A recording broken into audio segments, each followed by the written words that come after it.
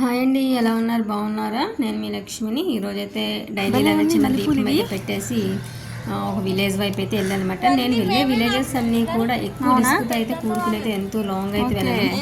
మనకు సిటీ చుట్టుపక్కల చాలా చాలా విలేజెస్ అయితే ఉంటాయి.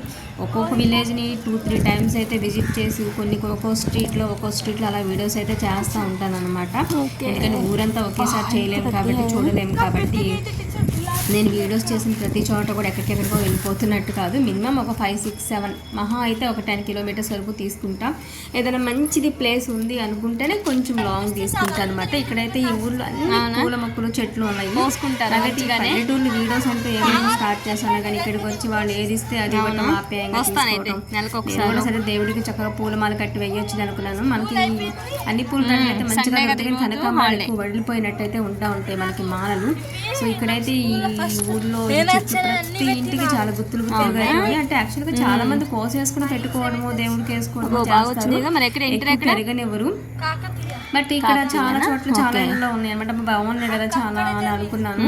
సో అక్కడ పిల్లలు కూడా హాలిడే అవటం, నేను ఎక్కువ సండేనే ఎక్కువ విజిట్స్ వెళ్తాను కాబట్టి పిల్లలంతా కూడా ఉండి మేడం మేము కోసిస్తాం అంటే చాలా మంది ఆడపిల్లలు ముగ్గురైతే వెనక్కి వస్తే వాళ్ళు కూడా సపోర్ట్గా నాకు కోస్తూ ఉన్నారనమాట. అన్ని పూలు కూడా కనిపించిన ప్రతి పువ్వు కోస్తూ ఉన్నాను. సో దేవుడికి మాల వెయ్యొచ్చు అని వాళ్ళతో పాటు నేను కోస్తూ, ఇంకా మా పిల్లలు అయితే నన్ను ఇంటరాగేట్ చేస్తున్నారు అనమాట. మేడం మీరు ఏ ఊళ్ళు వెళ్తుంటారు, ఎక్కడ వీడియోస్ చేస్తున్నారు, మీరు ఎట్లా చేస్తారు ఏంటి అంటూ నన్ను అడుగుతున్నారు. నేనే కొత్త అమ్మ, నాకే దిక్కు దివాను లేదు, ఏదో వచ్చినట్టు చేస్తూ వెళ్తున్నాను. ఇంకా నేను మీకేం చెప్పను, చిన్నపిల్లలు కదా, మంచిగా చదువుకోండి, ఫ్యూచర్ మంచిగా ప్లాన్ చేసుకోండి అయితే నాకు తెలిసినట్లు నేను సజెషన్ అయితే ఇచ్చాను. మొత్తానికి కవర్ అయితే ఫుల్ చేసేసారు. ఇంకా వేరే ఇంట్లో కూడా ఉన్నాయి మేడం, అక్కడ కూడా వెళ్దాం, వాళ్ళు కూడా ఊరంతా మందే, మన చుట్టాలే, ఏం కాదంటారు, పదండి అనేసి పైపెచ్చి వాళ్ళ టీచర్ అనే టైప్లో బిల్డప్ ఇచ్చి చెప్పేసేస్తున్నారు. మా మేడమే అని చెప్తున్నారు. నాకైతే నవ్వు వచ్చిందనమాట, ఈ పిల్లలు ఇంత ఇదిగా మాట్లాడుతున్నారు అని చెప్పేసి. సో ఇంకా ప్రతి చోట ఇవాళల్లా కూడా ఈ వీడియో అంతా కూడా నేను పూలు తీయడం, పూలు కోయటం, మాల కట్టడం ఇదే అయితే సరిపోయింది. సో అక్కడి నుంచి అయితే వాళ్ళ ఇంటికి, ఆ పాప వాళ్ళ ఇంటికి అయితే తీసుకెళ్ళింది అనమాట. వాళ్ళైతే చిన్న దొడ్డులోనే మంచిగా అన్ని రకాల కూరగాయ మొక్కలు అవన్నీ కూడా పెట్టుకున్నారు అనమాట. ప్రతిదీ కూడా ఇంకా వాళ్ళకి ఏమీ కూడా కొదవలేదు. ఆల్మోస్ట్ బయట అయితే ఏం కొనుక్కోము, ఉన్న వాటిలోనే ఏదో వండేసుకుంటాము అనే టైప్లో అయితే చెప్పారు. పల్లెటూరు కాబట్టి అంతా నాకైతే ప్రశాంతంగా పీస్ఫుల్గా అయితే ఉంది అక్కడ వాతావరణం అంతా కూడా. ట్రాక్టర్లు, చెట్లు, గేదెల సావిడి ఇంక ఇవే కదా ఉంటాయి మంచిగా అయితే. ముందు చెట్లు కింద నీడ చాలా చల్లటి గాలేస్తా అయితే ఉంది. కొంచెం విచిత్రంగా అయితే చూస్తున్నారు, ఫోన్ బట్టు తిరుగుతుంది ఎవరు ఈ అమ్మాయి అన్న టైప్ అయితే చూస్తున్నారు. ఇంటి ముందు ఒకటైతే గడ్డి పూలు అయితే షోయింగ్ పూలల్లే చాలా బార్డర్లా పెట్టారు. సో ఎంత అందంగా అనిపించినాయి, అబ్బా భలే ఉన్నాయి కదా అని అనిపించింది నాకు. వాటిని అయితే వీడియో క్లిక్ చేస్తూ వాళ్ళ ఇంటికి అయితే వెళ్ళామన్నమాట. అక్కడైతే అన్ని రకాల కూరగాయలు, పూల మొక్కలు మొత్తం అన్నీ ఉన్నాయి. ఈ ఆడమనిషి గేదెల దగ్గర అయితే పని చేసుకుంటూ మొత్తం అయితే అన్నీ చేసుకుంటూ ఉన్నారు. ఆ పాప వాళ్ళ అమ్మగారు అనుకుంటా ఆవిడ.